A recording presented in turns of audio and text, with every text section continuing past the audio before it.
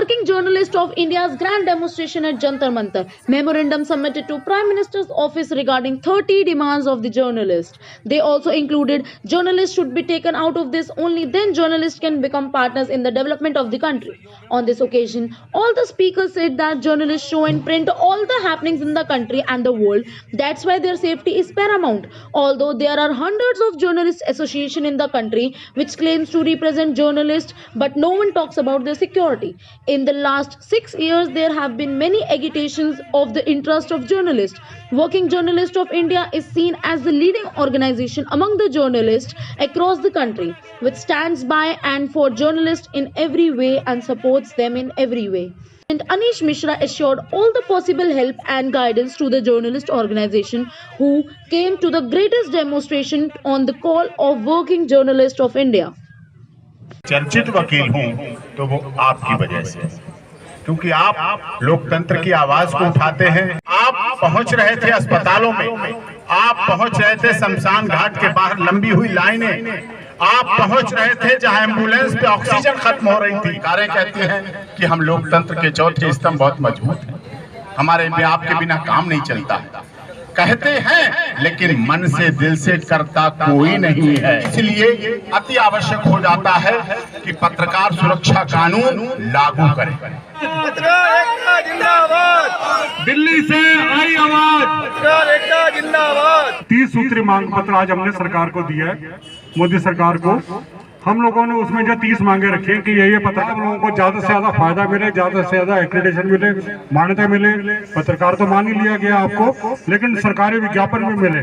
भाई ये क्या मजाक है? ये वकीलों के खिलाफ तो मुकदमा दर्ज होता नहीं है, डॉक्टरों के खिलाफ तो होता नहीं है, चार्टर्ड अकाउंटेंट के तो खिलाफ होता नहीं है, पत्रकारों पे क्यों मुकदमे दर्ज हो रहे हैं? जर्नलिस्ट ऑफ इंडिया के अधीन सभी देश के पत्रकारों के संगठन इकट्ठे हैं। आप लोगों की तरफ से यदि यहाँ से कोई कार्रवाई नहीं होती है, देश के महामहिम राष्ट्रपति, देश के प्रधानमंत्री कार्रवाई नहीं करते हैं, तो हम आपकी आवाज को माननीय सर्वोच्च न्यायालय में आप सबकी तरफ से आवाज को पहुंचाएंगे और उसमें आपके लिए कार्य करेंगे। सिंह साहब, अभी पिछले दिनों यूएन की स्टेटमेंट आई थी, कश्मीर में पत्रकारों के ऊपर बहुत ज़्यादा जुल्म और बहुत ज़्यादा केसेस लादे गए हैं। तो आज भी सुबह की न्यूज़ है कि वहाँ के रेनावाड़ी के क्षेत्र के अंदर एनकाउंटर में एक पत्रकार मारा गया, जिसको इन्होंने कहा मिलिटेंट। ये कैसे प्रूव हो सकता है कि वो मिलिटेंट था या नहीं? पत्रकार आईडी लेकर पेन लेकर मिलिटेंट नहीं हो सकता है, यह गलत बात है। और जम्मू कश्मीर में कितने पत्रकारों की हत्या हुई, कितने प्रमुख संपादकों की हत्या हुई, ये विषय मजबूत करने से देखना चाहिए। क्योंकि जो जो प्रकरण हुए हैं, जैसे कश्मीर में पत्रकारों की हालत है, जम्मू कश्मीर, झारखंड, छत्तीसगढ़, माओवादी, आसाम, जिस ऐसे राज्य हैं जहाँ टेररिस्ट और दूसरे आतंकी संगठन काम कर रहे हैं, वहाँ पत्रकार ग्राउंड जीरो पे जाता है और वो उन्हें टारगेट कर लेते हैं और उनका मार देते हैं, उन्हें मार देते हैं। सिंह साहब, अफ्स्पा जो है वो इनको पूरी छूट देता है, सिक्योरिटी फोर्सेस को। यही जो एरियाज आपने गिनाए हैं जी, उनके अंदर वो लोग कहते हैं हम किसी कानून को नहीं मानते, हमें पावर है। तो उस मौके पर, ऐसे मौके पे क्या ये पत्रकार सुरक्षा कानून उनके लिए कारगर साबित होगा या नहीं?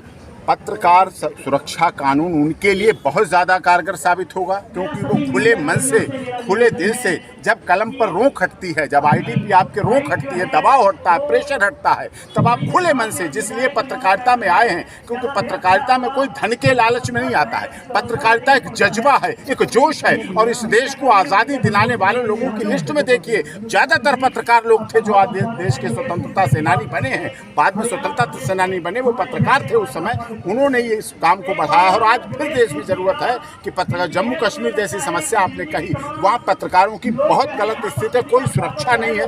वहाँ एक नेता के अध्यक्ष को तो सुरक्षा मिल जाती है जम्मू कश्मीर में, एक ब्लॉक प्रमुख को तो सुरक्षा मिल जाती है, पुलिस पीएसओ मिल जाता है, लेकिन पत्रकार को कोई सुरक्षा नहीं मिलती। जबकि वहाँ पहुँचता है जिन्होंने किडनैप कर रखा होता है, जहाँ घेर रखा होता है, जहाँ गोलाबारी हो रही होती है, जहाँ बंदूकें गोलियाँ चल रही होती, वहाँ की कवरेज देता लोग। देश में, मैं देश के लोगों से भी आपके चैनल के माध्यम से, सभी चैनल के माध्यम से अपील करना चाहता हूं, देश के लोगों को भी इस आंदोलन को केवल पत्रकारों तक का आंदोलन नहीं रखना चाहिए। देश के लोगों को इसे अपना जन आंदोलन बना लेना चाहिए। सर गोदी मीडिया, दलाल मीडिया, बायस मीडिया का नाम दिया जाता है मीडिया को बार बार, क्या कहेंगे? नहीं, ये तो कुछ असामाजिक तत्व हैं, ये तो कुछ भी ऐसे लोग बोलते रहते हैं, इस तरह से ये तो चलता रहता है। लेकिन किसी भी पत्रकार को इस तरह से किसी के बारे में, पत्रकार सदैव निष्पक्ष रहे, निडर रहे, निर्भीक रहे और कार्य करता रहे तो लोकतंत्र जिंदा रहेगा, भारत का संविधान जिंदा रहेगा, हमारी स्वतंत्रता कायम रह पाएगी। ये अति आवश्यक महत्वपूर्ण। सिंह साहब एक आखिरी सवाल, आपने भंडारी जी से वायदा किया अभी कि वो हर जगह पर उनके साथ खड़े हैं, उनके लिए जहाँ तक पॉसिबल होगा सब जगह लड़ेंगे आप। पत्रकारों के ऊपर जो केस लगे हुए हैं और सुप्रीम कोर्ट में जैसे आप लोगों ने बात की कि आपने बात की कि वो कोरोना काल के दरमियान के सारे केस वापस लिए हैं, अगर कोई स्टेट नहीं लेती है तो उसके ऊपर पत्रकारों को आप कैसे मददगार होंगे? संपर्क कीजिएगा, मेरा नंबर गूगल पे भी, आजकल तो गूगल है, आप डॉक्टर AP सिंह एडवोकेट डालेंगे उस पर उपलब्ध, आप मुझसे संपर्क कीजिएगा। हम आपकी लड़ाई जहाँ कहीं प्रदेश की भी, अभी कुछ लोगों ने बताया है वहाँ केस है उन पर नहीं खत्म हो रहा है, हम उनकी याचिका जिस भी हाईकोर्ट में होगी हाईकोर्ट में लगाएंगे और ज़्यादा याचिकाएं होंगी तो सबकी याचिका माननीय सर्वोच्च न्यायालय में लगाएंगे और न्याय दिला के ही रहेंगे। आपकी कलम और ID की स्वतंत्रता को बरकरार करके ही रखेंगे।